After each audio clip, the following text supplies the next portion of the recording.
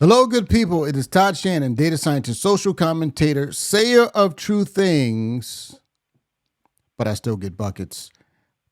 I got to go full Greg Foreman on this and go, boy, oh boy, oh boy, oh boy, oh boy. Shout out to Black Conservative. Listen, this Candace Owens and Ben Shapiro feud has come to a head. Okay, and I got to say, I'm pretty sure that Candace Owens's days are numbered at the Daily Wire. I just can't see any other way.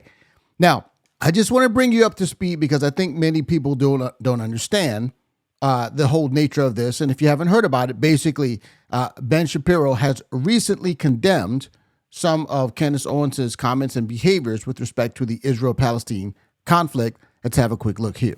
Yes, the question was about Candace Owens. I think her behavior during this has been disgraceful. Without a doubt. I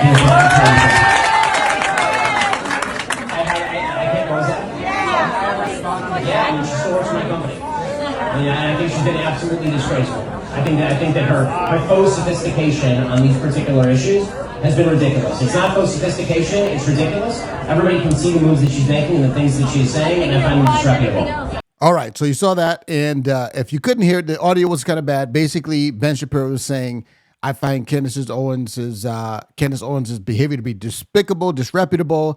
He calls it faux sophistication. Okay, so how did we get here? First of all, I want to say this. It's clear that Ben Shapiro and Candace Owens' relationship has been pretty rocky for like a long time, and I think it goes back to Kanye West. First of all, Candace Owens has always been kind of a big supporter of Kanye, understands Kanye from a cultural standpoint back before Kanye was, for lack of a better term, kind of nutty, right? Before that, when he was just music guy, but then he started to kind of get, semi-faux conservative. I don't know what you want to call that. But then when Kanye West went on the whole I love Hitler thing, understandably, Ben Shapiro was not his biggest fan, but Candace Owens was not necessarily willing to distance herself. So I'm sure that's where the kind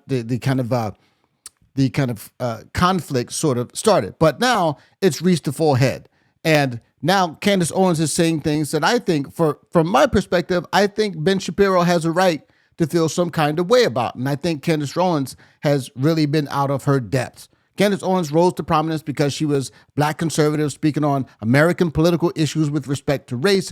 That's how she made her mark, and that's really her lane. When you try to get outside of your lane and thinking that you can talk about everything just because you're good at talking about one thing, you can get in trouble. And I just want to say the key to making sure that you keep your nose clean is to not have strong opinions about things that you don't understand. And this is the thing that I think has gotten Candace Owens in trouble, because whether you think she's right or wrong, to me, what is clear is that she doesn't really know what she's talking about. So let me give you a few examples. Let's first of all start with comments she was supposedly responding to about a congressman named Brian Mast. And she said that this man's comments were genocidal. Let's have a quick look at that. I think when we look at this as a whole, I would encourage the other side to not so lightly throw around the idea of innocent Palestinian civilians, as is frequently said. I don't think we would so lightly throw around the term innocent Nazi civilians during World War II. We're going to speak later about a bill related to Palestinian education and the fact that in their schools run by the Palestinian Authority, not Hamas, not Palestinian Islamic Jihad, not Al-Aqsa Martyrs Brigade, not Lion's Den, not any of the other groups, run by the Palestinian Authority, the anti-Semitic teachings that they put within their own schools, right? The list goes on and on of the examples we could give of what somebody might just call a rank-and-file Gazan or a rank-and-file person in the West Bank or just a Palestinian that maybe they don't say falls under that name of Hamas or Palestinian Islamic Jihad, but by any classical definition would absolutely be considered a terrorist, somebody that in the last couple weeks had been conducting kidnappings, murders, brutality that is nearly unspeakable. So again, as we look at this and what kind of exemptions should and should not exist, I would ask that it be looked at through that lens. Now, strong words by Congressman Brian Mast. And so just so you have a little context, they're having a hearing about some sort of bill or something that they brought to the fore about the sort of aid that the United States can provide or that can be provided to the people in Gaza. And one of the things that they're basically having a debate on which sort of aid should be exempt. So they're not trying to take away all the aid, but they're saying some of the aid we shouldn't allow. And one of the things that was on the table that I heard him talking about was like something like farm equipment. And the reason being is because farm equipment can be kind of repurposed for weapons and things that could pose a threat to the Jews in Israel. And so that was one of the things that was on the table. And so that is the context of those comments. Now, Candace Owens took exception to it and said that he was basically using dehumanizing and genocidal language. Now, Candace Owens, of all people, should understand the importance of nuance, and when someone says something that is controversial, that you look at it in its context and take it for what it's worth, instead of jumping to conclusions and assuming that they're saying something that they are not. Just because the language is strong, and even if it's extreme, that doesn't mean necessarily that it can be extrapolated to something like he's saying we should, unalive everyone in the Gaza Strip. I don't think he was saying that. Again, the context of this conversation was about what type of aid, and he's making, I think, a valid point about the mentality of the general population there. One of the things that's not talking about very often when it comes to this subject is the fact that Hamas was elected as the leadership of Gaza. And I think people are somehow always like to paint the people who are not technically a part of Hamas, because Hamas, once again, is the leadership there, that they are therefore like basically innocent bystanders, and they don't have any interest or sentiments towards Hamas's goals or their objectives or their ideology. And I think that's just pure bullcrap. I mean, anyone, he makes the point that even in their fourth grade and fifth grade, sixth grade classes in elementary school, they're teaching the kids in school about jihad. Here's an example. Palestinian sixth graders, grammar exercise, requires them to add the correct verb to the sentences. The jihad warriors fought in defense of their homeland, and the believers rushed to respond the call to jihad. That's a little bit of their grammar. Another example, fourth grade Palestinian math problem. The number of martyrs in the first Intifada is 2,026 martyrs, and the number of martyrs of the Al-Aqsa Intifada is 5,050. The number of martyrs in the two Intifadas is how many martyrs? So you see that, right? The general point that he's trying to make, whether you agree with his specific verbiage or not, and he did say something that I wouldn't necessarily have said. He said, I think there are, quote unquote, probably very few innocent Gazans. I don't, what does he mean by very few? I don't know what that means. But anyway, probably further than I would have went. But his general point, I think, is a valid one, which is to say there is not a necessarily clean line between the citizens of Gaza and Hamas. And that's kind of a common sense thing. And he's basically trying to draw attention to that. Well, this is where Candace Owens weighs in, and she makes comments that are not very valid and factually inaccurate. And then she does this thing where she is pretending not to understand that some of her comments can be perceived as insensitive or basically blaming the victims when it comes to the fact that Israel had just went through a massive slaughter, and now she's, basically echoing pro-Palestinian talking points. Let's have a look at that. I'll read the tweet that I sent this morning that you responded to, and we'll actually show the clip of Queen Rania that I was discussing so that people have context. Sure.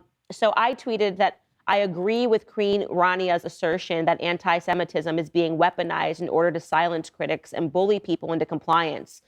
That Charlie Kirk, Elon Musk, and Thomas Massie have recently been smeared as anti-Semites is proof of this charge. This is the same behavior that we saw from Black Lives Matter activists when the threat of being labeled a racist or a white supremacist was being used to shut down legitimate questions about the funding and intentions of the organization, which in time proved to be fraudulent. Now, just for a little bit of context, once again, this Queen Rania is the Queen of Jordan, and she's an Arab, a Muslim Arab who is basically more than sympathetic to the plight of the so-called Palestinians. And so when it comes to this whole Palestine conflict, there are a lot of people who like to throw around the terms that the Jews are committing genocide against the Palestinians, they're ethnically cleansing, they're doing all of these things, and they're basically lobbing all of these criticisms at Israel for defending itself and for retaliating against some of the aggression of the Arabs that surround them, and saying that they're the ones that are in the wrong, and that anytime you point out that Israel might be doing something that is not above board, that you're being accused of anti-Semitism. And while that is true in general, in this specific context, it is not true, because the general narrative, particularly amongst left-wing people who are dishonest, is that that Israel is just oppressing. They're a bunch of occupying colonizers. And this narrative is a lie. And this is the sort of narrative that Queen Rania is echoing. And so I can understand why Ben Shapiro is feeling some sort of way that here you have your employee essentially echoing the talking points of lying and dishonest Palestinian sympathizers who only want to criticize Israel and point out what they're doing wrong, because the whole narrative behind it is that whatever Palestine does is justified because Israel is occupying and colonizing Palestine.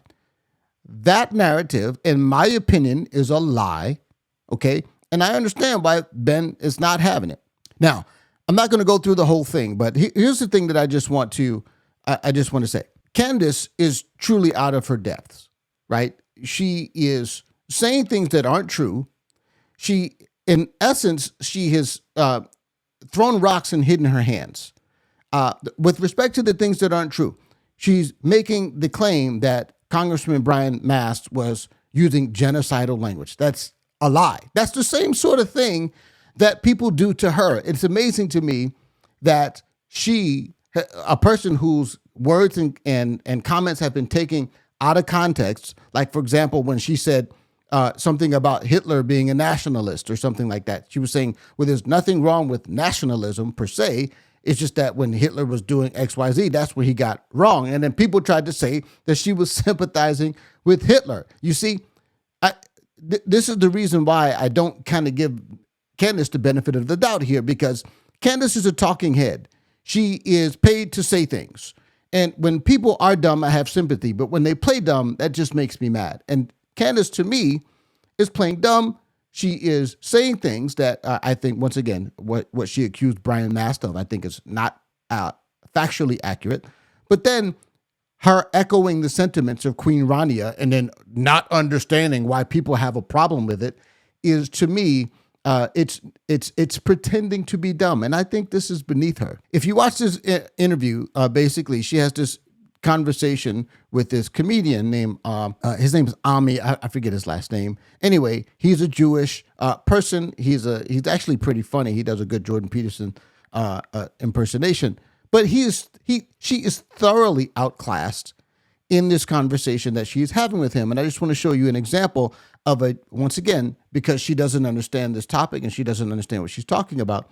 She makes a claim about supposedly Muslims being segregated in Jerusalem that isn't true at all. Listen. But I'm also noticing another problem in the online pundit class of a series of people who seemingly talk as if they know everything, but really don't know anything related to the history. So I want to show you a clip from Candace Owens' podcast. Personally, look, I do not want to make this about Candace specifically, but Ian, you clipped this and it went viral, and I think people were sort of catching on to something that is a wider problem. So personally, I'm not making this about Candace, but take a look at the confusion here. When people call it, this bastion of freedom, or it's just like America, it's not the sense that I had when I was there. And again, we had talked earlier on about how our own experiences obviously color our opinions. And I grew up, at my grandparents' house. My grandfather grew up in a segregated South. And so when I'm walking through Jerusalem and you see, and they say these are the Muslim quarters, this is where the Muslims are allowed to live, that doesn't feel like a bastion of freedom to me. So I guess. Oh, I don't think it's where they're allowed to live in Jerusalem. I think it's that there's an Armenian quarter. It's not saying the Armenians can only live here. It's that there are communities, just like there's a Jewish community in Jersey here, and there's a Muslim community in here. I don't to my understanding, it's not restrictions within Israel proper of where Israeli. I think it is where they have. I mean, at least that's what the rabbi who was taking me around. He said these are the Muslim quarters, so this is where the Muslims. live, but he didn't say anything about legally saying they cannot live on other places within Israel proper. All right, so you see that. So obviously, once again, she clearly doesn't understand the culture, the geopolitical issues there. She's making a claim that that Muslims can only live in a certain part of Jerusalem, or a certain part. She doesn't know what she's talking about, and this is the problem. Okay, and so in this conversation, she's thoroughly outclassed by, his name is Ami Kozak is his name.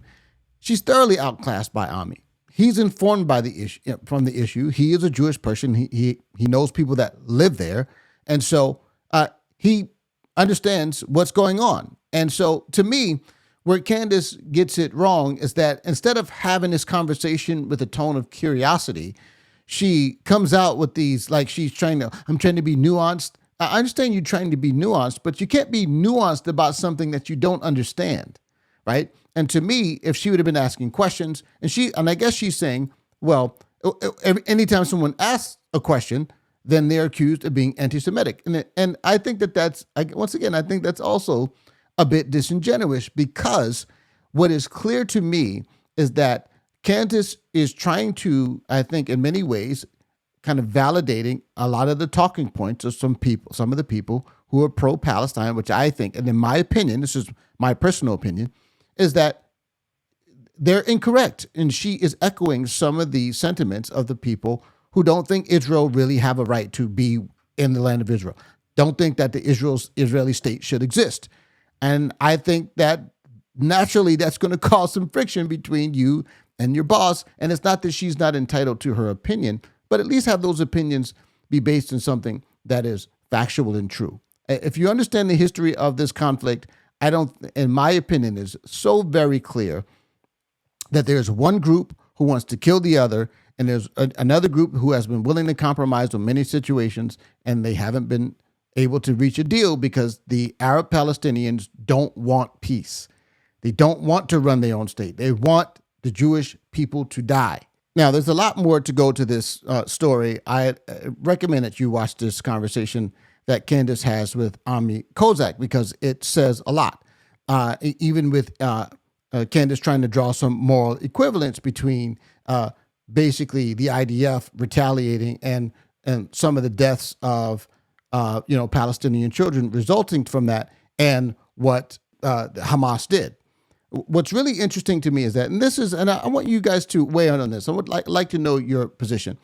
Do you think that Israel has an obligation to care more for the children of Gaza and the Palestinians than they care about their own children? Should Israel take more care to protect the children of Gaza than the parents of the children of Gaza? Because I do not understand that. I do not understand this sentiment where people are saying, "Oh, I understand. Yeah, it's tragic when any child dies." Yes, it's tragic when any child dies, but in my opinion, if Israel has to do what it has to do to protect its people, and the fact of the matter is that the people in Gaza and the people in Palestine, in Gaza and in the West Bank, well, particularly in Gaza, they are intentionally putting their people in harm's way because it garners the sympathy of naive and pathetic people, right? Who will forward false narratives and try to draw some moral equivalence between the death of a child who was put in harm's way by their parents and by the leadership of that group and what Hamas is doing. There's no moral equivalence. And my question to you is, what obligation does Israel have to leave itself vulnerable to attack so that they can protect the children of Hamas, right? And I just, to me, this is not that difficult, but there's a parallel to be drawn when, people on the left were making they're making this big deal about how children are being separated from their parents at the border, right? And I'm saying, yes, that's what's going to happen. There is no version of reality where a wicked person can do something that they shouldn't and it not roll downhill to their children. That's the way it is. There's no crime that a person will be let off or let free from or can avoid the consequences of because people are saying, oh, well, if you punish them, then the child's going to lose their parents. Yes, that's what's going to happen, right? Those are the breaks. The great Tom Sowell said, in real life, there are no solutions. There are only trade-offs, right? It's not necessarily feasible, right? In this world, in an ideal world, Israel could retaliate. They could kill the bad guys, and no innocent people will die. That's what would be good in the ideal world. In the real world, that isn't feasible. And given the fact that that's not feasible, you have to explain if Israel does all it can, and it has, and it does, up to, and this is actually kind of bizarre, just to me, is overly gracious in my view. They warn people before they're about to bomb. You know, if they're warning the civilians before they bomb a place, then you know the bad guys know they're about to bomb it too, right? So they're basically giving their enemy a head start so that they can protect the civilians of Gaza that the leadership of Hamas aren't even interested in protecting, because they say, and this is their words, we love death more than the Jews love life. That's their motto. So you tell me, let me know in the comments, does Israel or anyone in general, do you as a parent, do you have an obligation to protect the children of the people who hate you and want to kill you? Do you have an obligation, more of an obligation to protect them than their own parents? Because that seems to be what people want for the Jewish people to do. And in many ways, Candace Owens is naively advocating for it. So I understand why Ben Shapiro has a problem with her, but I'd like to know what your thoughts are. Let me know in the comments. This video has been way too long. Till next time, friends, God bless you.